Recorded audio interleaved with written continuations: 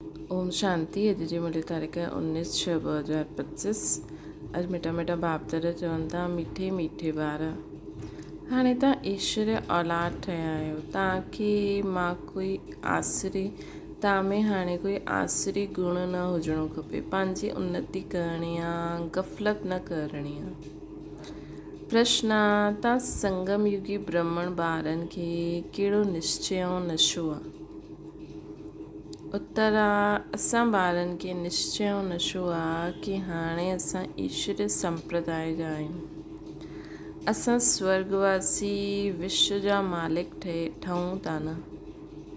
संगम ते असां ट्रांसफर था थियूं, आसरी औलाद खां ईश्वर औलाद ठही 21 जन्मनि जे लाइ स्वर्ग जो वरसो था वठूं। इन सां भारी कोई वरसो वस्तु हूंदी न आहे। ओम शांति। बाप वेही ॿारनि खे सम्झाईंदा आहिनि। अक्सर करे मनुष्य शांति खे पसंदि कंदा आहिनि न।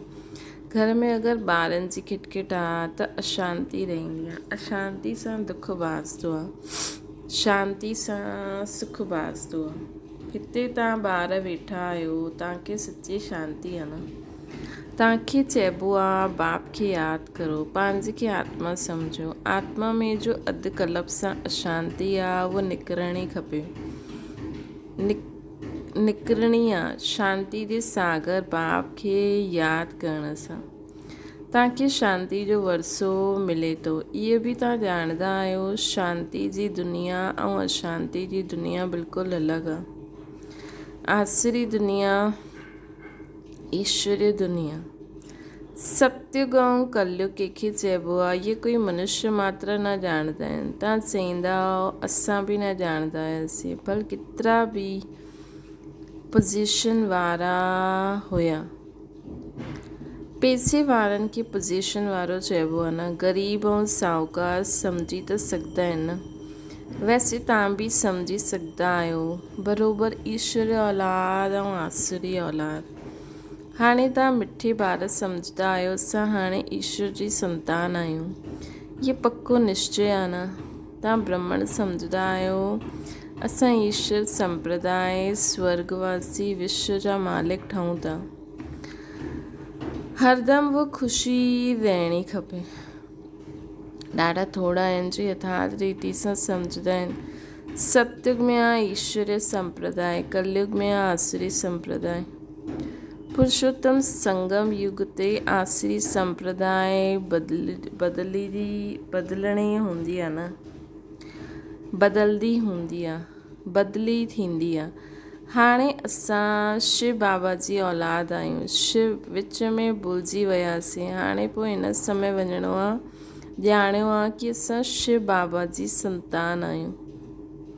हुते सतयुग में कोई पंहिंजे खे ईश्वरीय औलाद न कहलाईंदा।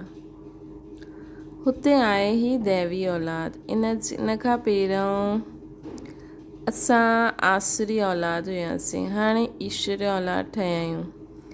असां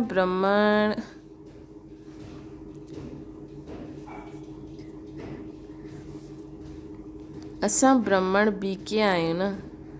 रचना हिकु बाप जी आहे। तव्हां सभु भाउ भेण आहियो ऐं ईश्वर औलाद आहियो। तव्हां ॼाणंदा आहियो बाबा सां राज्य मिले थो न। भविष्य में वञी करे असां दैवी स्वराज्य पाईंदासीं, सुखी हूंदासीं। बराबरि सतयुग में सुख धाम हुयो, सुख जो धाम हुयो। कलयुग में दुख जो धाम हूंदो। ये सिर्फ़ु तव्हां संगम युगी ब्राह्मण ई ॼाणंदा आहियो। आत्मा ही ईश्वरीय औलाद आहे। ये बि ॼाणंदा आहियो बाबा स्वर्ग जी स्थापना कंदा आहिनि, उहो रचंदा आहिनि। नर्क जो क्रिएटर त न आहे न। उन्हनि खे केरु यादि कंदो? शिव बाबा खे। तव्हां मिठे मिठे ॿार न, आत्मा ही ईश्वर जी औलाद आहे। इहे बि ॼाणंदा आहियो बाबा स्वर्ग जी स्थापना कंदा आहिनि, उहो रचंदा आहिनि। नर्क जा क्रिएटर न आहिनि, है न। द्वापर युग में जो विकारी दुनिया ठहींदी आहे, हुन जो क्रिएटर बाबा न आहिनि। उन्हनि खे केरु यादि कंदा, नर्क खे केरु यादि कंदो। तव्हां मिठी मिठी ॿार ॼाणंदा आहियो बाबा त स्वर्ग जी स्थापना कंदा आहिनि न, त बाप जी यादि सां स्वर्ग जी दुनिया यादि ईंदी आहे। उहे असांजा ॾाढा मिठा बाबा आहिनि, असांखे 21 जन्मनि जे लाइ स्वर्गवासी ठाहींदा आहिनि। इन खां भारी वस्तु ॿियो कोई न हूंदी आहे, इहा सम्झी रखणी खपे।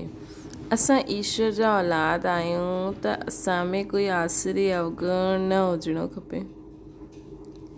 पंहिंजी उन्नति करणी आहे, समय बाक़ी थोरो आहे, हिन में गफ़लत न करणी आहे।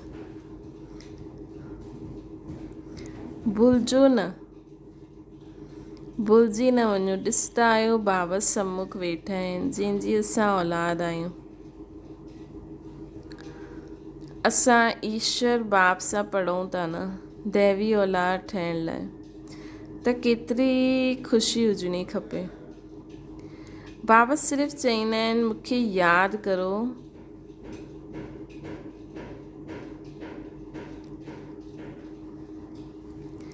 बाबा सिर्फ़ु चईंदा आहिनि मूंखे यादि करो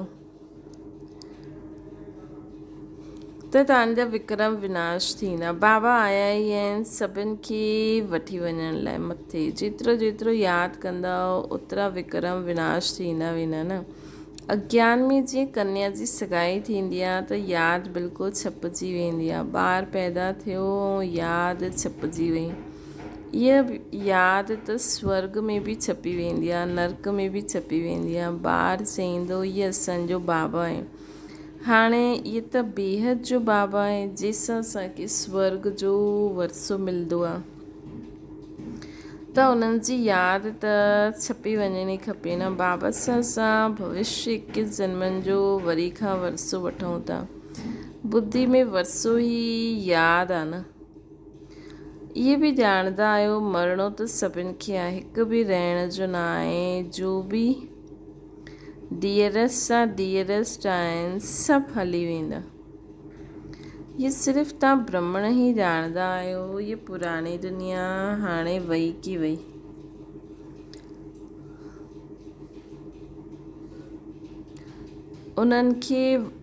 हिन जे वञण खां पहिरियों असांखे बाबा खां पूरो वरसो वठिणो आहे, हुन जे लाइ पूरो पुरुषार्थ करिणो आहे न, पूरो वरसो वठिणो आहे।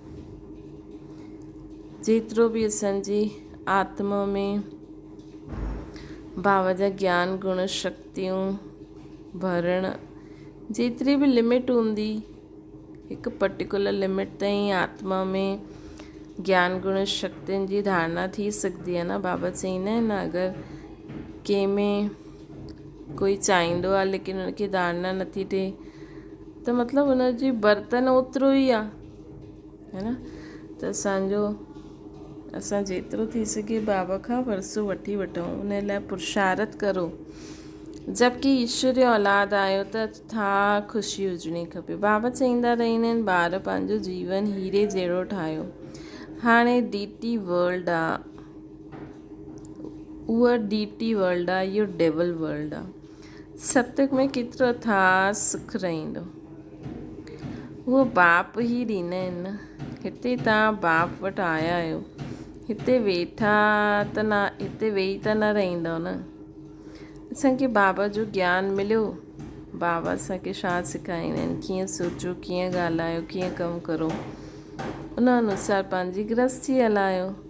त माण्हू चवंदा अरे हिन में त ॾाढो ई सहन करिणो पवंदो, ॾाढो ई मरिणो पवंदो। त मरदव पुराणे खां तॾहिं त नए में वेंदासीं न। सतयुग में त था सुख रहंदो, उहो बाबा ई ॾींदा आहिनि। हिते तव्हां बाप वटि आया आहियो, हिते लेकिन वेही थोरी रहणो आहे। इहे त न सभु इकट्ठा रहंदा, छो जी बेहद जा ॿार आहिनि। हिते तव्हां ॾाढा उमंग में ईंदा आहियो, असां वेंदा आहियूं बेहद जे बाबा वटि। असां ईश्वर जा औलाद आहियूं, गॉड फादर जा ॿार आहियूं, त असां छो न स्वर्ग में हुजणा खपूं।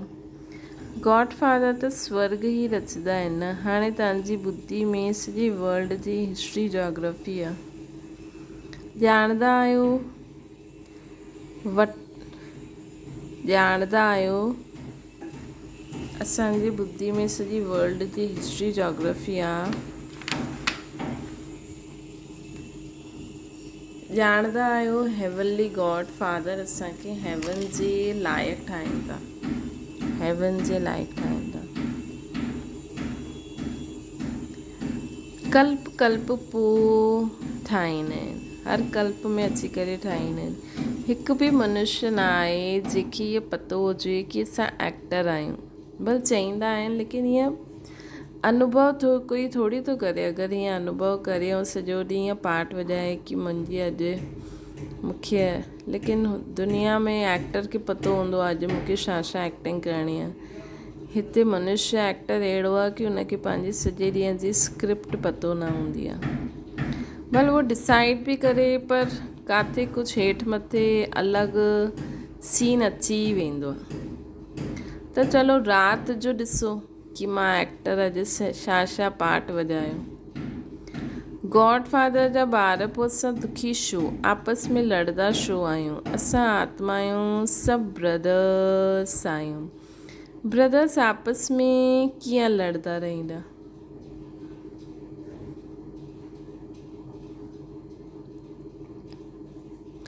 लड़ी करे ख़तमु थी वेंदा।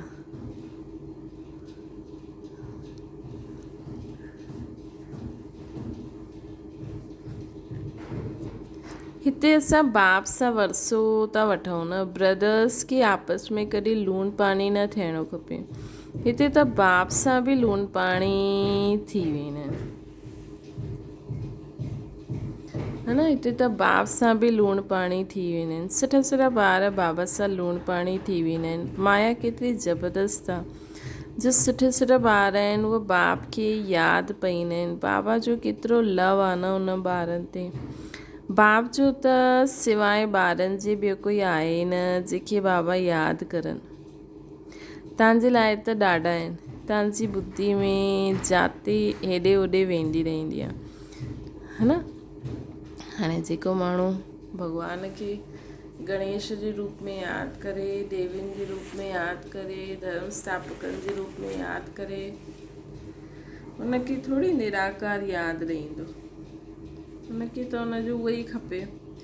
त अलाए कहिड़ो माण्हू बाबा खे कंहिं रूप में यादि थो करे ऐं हुनजा इष्ट तव्हां ई हूंदव त उहो थोरी शिव बाबा तरफ़ हुनजी बुद्धि लॻंदी। उनखे त तव्हां ई सुठा लॻंदो। उनखे लॻंदो मूंखे त कुझु न पतो, मूंखे त तव्हां सां ई सुठो लॻंदो।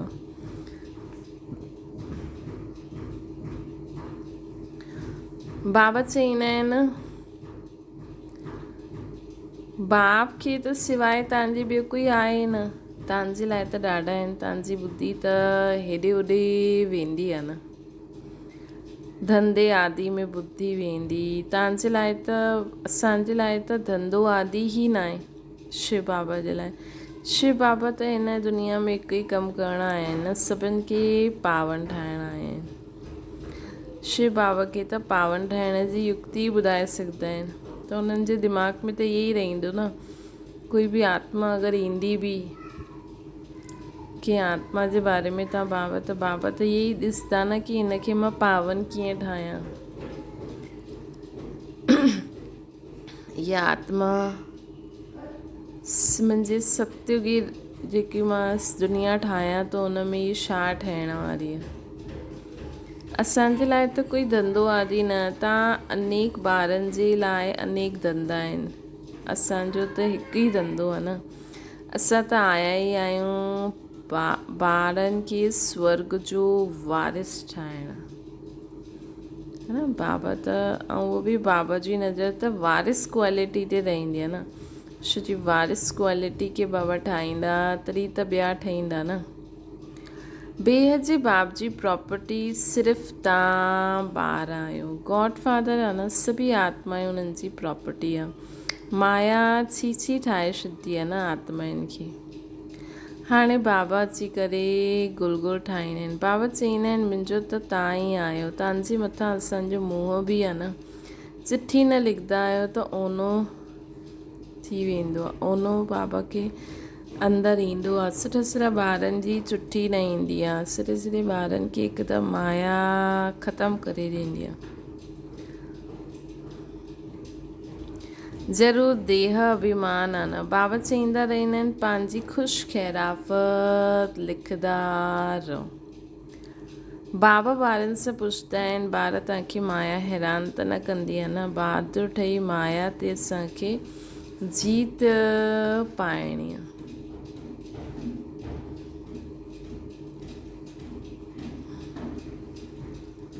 ये तव्हां युद्ध जे मैदान में आहे। कर्मेंद्रियूं हीअं वश करणियूं खपनि जो कुझु बि चंचलता ई न थिए। सतयुग में सभु कर्मेंद्रियूं वश में रहंदियूं आहिनि। कर्मेंद्रियुनि जी कोई चंचलता न थींदी आहे। सतयुग में सभु कर्मेंद्रियूं वश में रहंदियूं, कर्मेंद्रियनि जी कोई चंचलता न थींदी आहे। न मुख जी, न हथ जी, न कन जी, कोई बि चंचलता जी ॻाल्हि ई न आहे। हुते कोई बि गंद जी चीज़ हूंदी न आहे। हिते योग बल सां कर्मेंद्रियनि ते जीत पाईंदा आहिनि। बाबा चईंदा आहिनि कोई बि गंदी ॻाल्हि न आहे, कर्मेंद्रियनि खे वश करिणो आहे, सुठी रीति पुरुषार्थ करिणो आहे। सतयुग में पंहिंजी सर्व कर्मेंद्रिय असांजे वश हूंदियूं।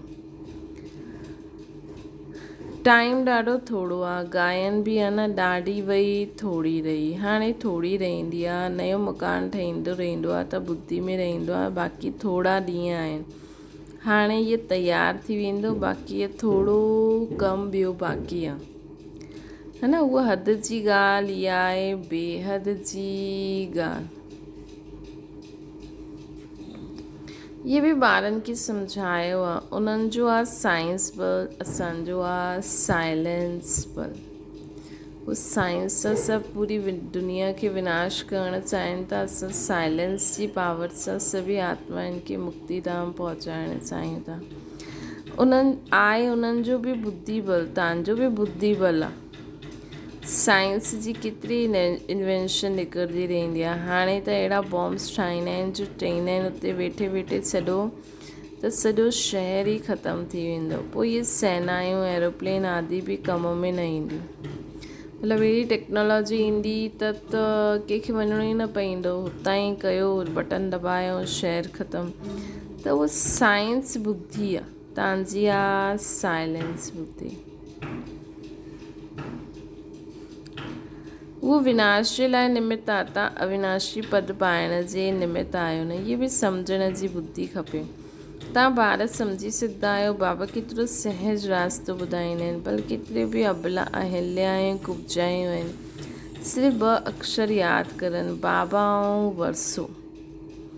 पोइ जेतिरो जो यादि करे ऐं ॿियो संग तोड़ हिक खे यादि करिणो, है न। ॿिया संग तोड़े करे हिक खे यादि करिणो आहे। बाबा चईंदा आहिनि मां जॾहिं पंहिंजे परम धाम में हुयमि त भक्ति मार्ग में तव्हां मूंखे पुकारंदा हुयो, बाबा तव्हां ईंदा हो त असां सभु कुझु तव्हां ते क़ुर्बान जी वेंदासीं। इहे थियो जीअं करनी घोर खे पुराणो सामान ॾिबो आहे न। तव्हां बाप खे छा ॾींदव? इन्हनि खे ब्रह्मा खे त न ॾींदव न। इन बि सभु कुझु मूंखे ॾेई छॾियईं। इहे थोरी हिते वेही महिल आदि ठाहींदा। इहे सभु कुझु शिव बाबा जे लाइ आहे न, उन्हनि जे डायरेक्शन ते करनि था। उहा करन करावन हार आहिनि, डायरेक्शन ॾींदा रहंदा आहिनि, है न। शिव बाबा करन करावन हार आहिनि, असांखे डायरेक्शन ॾींदा रहंदा आहिनि।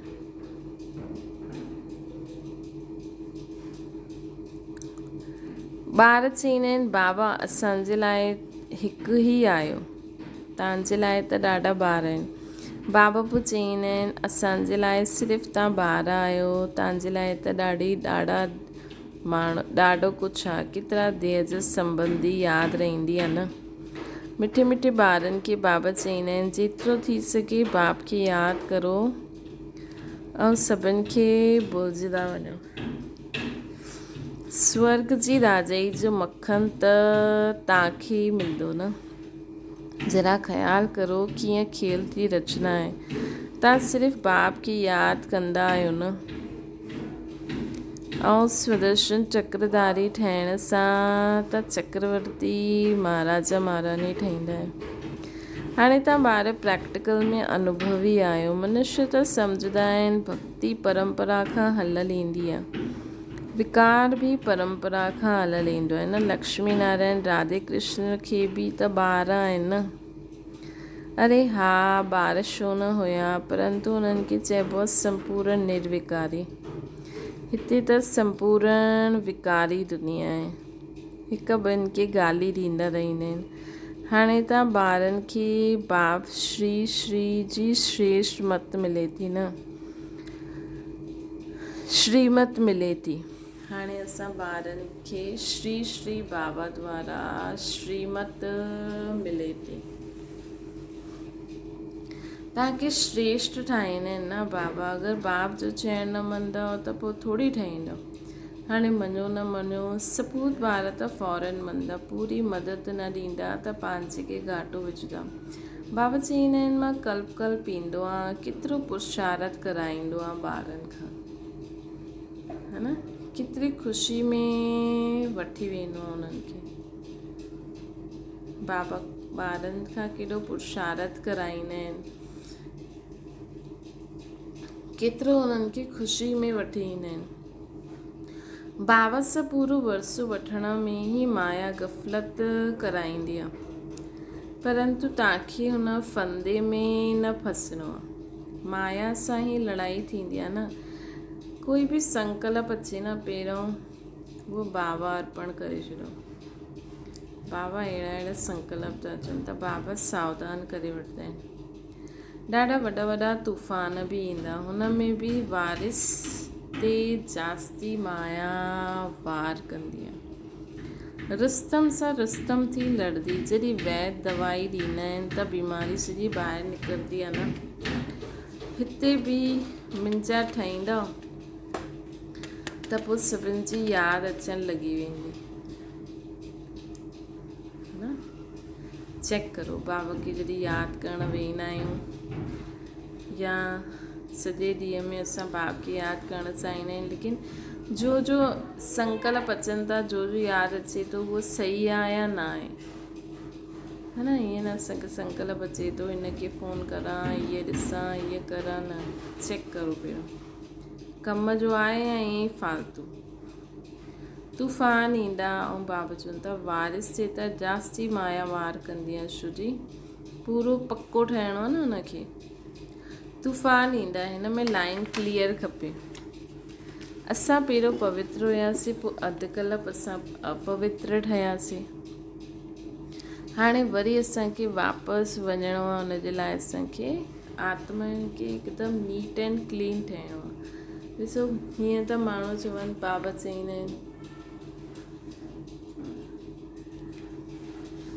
बाबा चवनि था की हाणे सभिनि खे वापसि वञिणो आहे। बाबा चवनि था मूंखे यादि करो त हिन योग अग्नि सां तव्हांजा सभु विक्रम विनाश थी वेंदा। जेतिरो यादि कंदव ओतिरो ऊच पद पाईंदव। यादि कंदे कंदे तव्हां घर हली हलंदव। हिन में बिल्कुलु अंतर्मुखता खपे।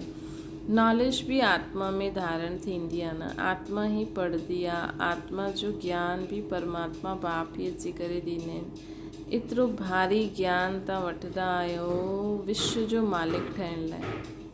मूंखे तव्हां चईंदा आहियो पतित पावन, ज्ञान जो सागर, शांति जो सागर। जो मूं वटि आहे उहो मां तव्हांखे ॾींदो आहे। बाक़ी सिर्फ़ु मां तव्हांखे दिव्य दृष्टि जी चाबी न ॾेई सघां, हुन जे बदिले मां तव्हांखे विश्व जो मालिक ठाहींदो। साक्षात्कार में कुझु बि न आहे। मुख्य आहे पढ़ाई। पढ़ाई सां तव्हांखे 21 जन्मनि जो सुख मिलंदो आहे। मीरा जी भेट में तव्हां पंहिंजे सुख जी भेट करो। उहा त कलयुग में हुई, दीदार कई पुछा। मतिलबु जेके साक्षात्कार जी इच्छा थींदी आहे न, उहो ख़ुदि खे मीरा सां भेंट करे। भई मीरा खे बि साक्षात्कार थियो, लेकिन प्राप्ति थोरी थी, साक्षात्कार त उनखे बि थियो। ईअं ई अगरि असांखे साक्षात्कार जी आशा त असां मीरा खे ॾिसूं बि, उन बि कुझु, त हिन लाइ पुरुषारथ करिणो आहे। दीदार कयो पोइ छा, भक्ति जी माला ई अलॻि आहे, ज्ञान जी माला ई अलॻि आहे। रावण जी राजाई अलॻि आहे, तव्हांजी राजाई अलॻि आहे। रावण जी दुनिया में बि त राजा हूंदा न, सिंगल ताज वारा राजा रानी, त उन्हनि जी राजाई अलॻि आहे, असांजी राजाई अलॻि आहे। बाबा जो असांखे राजाई ॾिए त हुन में प्योरिटी, पीस, हैप्पीनेस, प्रॉस्पेरिटी, सभिनि खां मुख्य हूंदी हुन में प्योरिटी। सभु कर्मेंद्रियूं हिकदमि शांत हूंदियूं, शीतल हूंदियूं, कोई चंचलता न हूंदी, है न। उन्हनि जा